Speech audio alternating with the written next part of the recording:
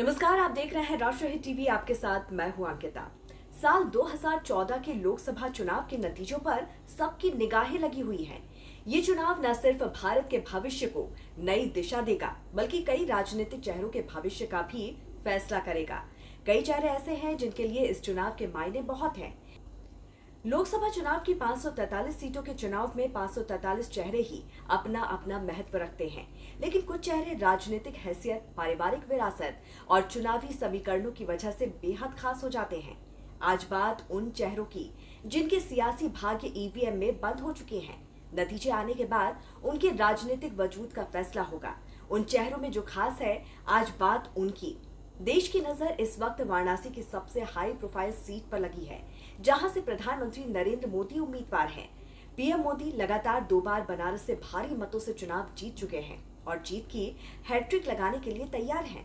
उनके खिलाफ कांग्रेस की तरफ से अजय राय प्रमुख उम्मीदवार हैं, तो वहीं देश की दूसरी सबसे हाई प्रोफाइल सीट है वायनाड और रायबरेली। इन दोनों ही सीटों पर सबकी नजर टिकी हुई है। कांग्रेस सांसद राहुल गांधी केरल की वायनाड सीट से चुनावी मैदान में हैं। साथ ही रायबरेली की सीट से वो पहली बार चुनाव लड़ेंगे।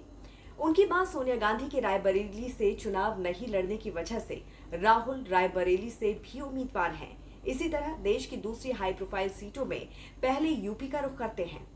उत्तर प्रदेश में अमेठी से स्मृति ईरानी तीसरी बार चुनावी मैदान में है। स्मृति ईरानी 2014 में अमेठी से चुनाव हार गई थी, लेकिन 2019 के लोकसभा चुनाव में उन्होंने कांग्रेस उम्मीदवार राहुल गांधी को हरा दिया था।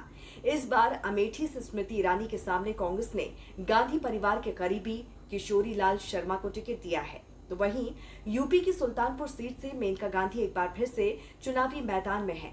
लखनऊ से रक्षा मंत्री राजनाथ सिंह, गोरखपुर संसदीय सीट से रविंद्र शुक्ला उर्फ रवि किशन को बीजेपी ने चुनाव में उतारा है, तो समाजवादी पार्टी ने भी भोजपुरी अभिनेत्री काजल निषाद को उनके खिलाफ उतारा है।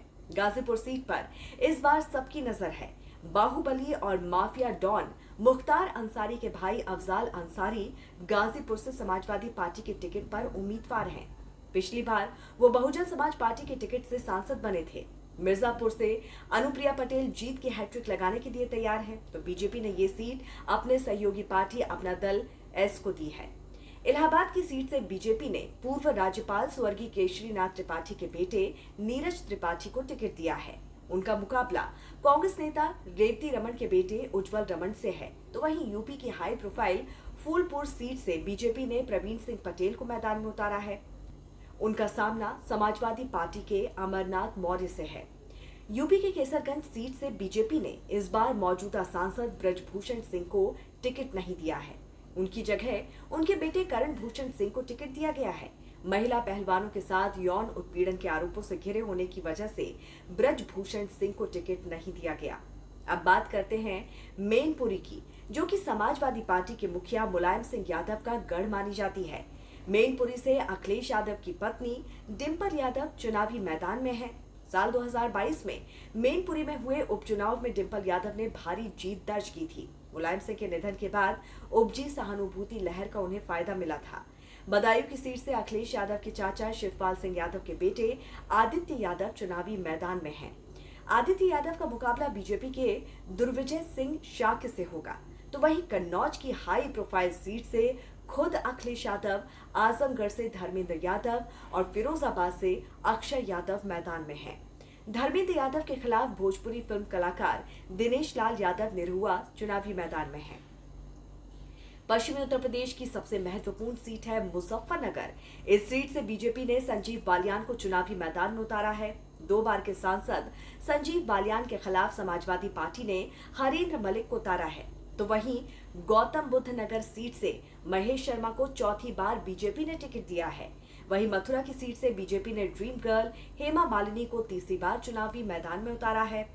जबकि मेरठ की सीट से बीजेपी ने पहली बार टीवी के राम अरुण गोविल को टिकट दिया है। इसके अलावा रामपुर सीट और पीलीभीत सीट पर भी सबकी नजर टिकी हुई है। पीलीभीत सीट पर जितिन प्रसाद को बीजेपी ने टिकट दिया है। लखीमपुर खीरी से एक बार फिर से मौजूदा सांसद अजय मिश्रा टैनी को टिकट दिया गया है। उन्नाव की सीट से साक्षी महाराज चुनावी मैदान में हैं, तो वहीं अयोध्या की फैजाबाद संसदीय सीट से बीजेपी ने लल्लू सिंह को चुनाव मैदान में उतारा है। उनका सामना समाजवादी पार्टी के अवधेश पासी से है। बात करें राजस्थान की तो जालौर लोकसभा सीट से पूर्व मुख्यमंत्री अशोक गहलोत के बेटे वैभव गहलोत चुनाव मैदान में हैं।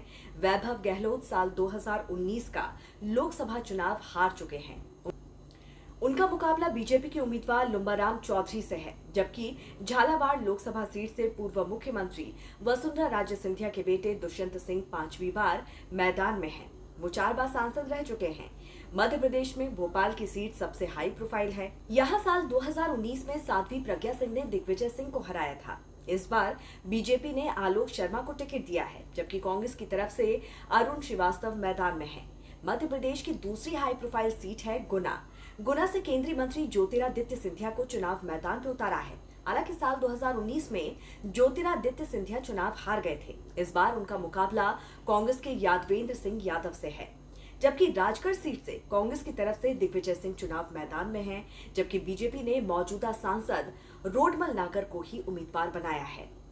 वहीं विदिशा की सीट से पूर्व मुख्यमंत्री शिवराज सिंह चौहान का मुकाबला कांग्रेस के प्रताप भानु शर्मा से है, जबकि छिंदवाड़ा की सीट पर बीजेपी की कोशिश कमलनाथ का किला ध्वस्त करने की होगी। छिंदवाड़ा सीट से कमलनाथ 9 बार से सांसद हैं। उनके बाद उनके बेटे नकुल नाथ ने भी 2019 में यहां से चुनाव लड़ा। 2019 के लोकसभा चुनाव में यही सीट थी जो कांग्रेस ने एमपी में जीती थी। इसी तरह दिल्ली की हाई प्रोफाइल सीट नई दिल्ली लोकसभा सीट है, जहां से पूर्व केंद्रीय मंत्री स्वर्गीय सुषमा स्वराज की बेटी बांसुरी स्वराज बीजेपी की उम्मीदवार हैं। तो इस पर आपकी क्या राय है, जरूर हमें बताइए कमेंट करके। जुड़े रहिए राष्ट्रीय टीवी के साथ। नमस्कार।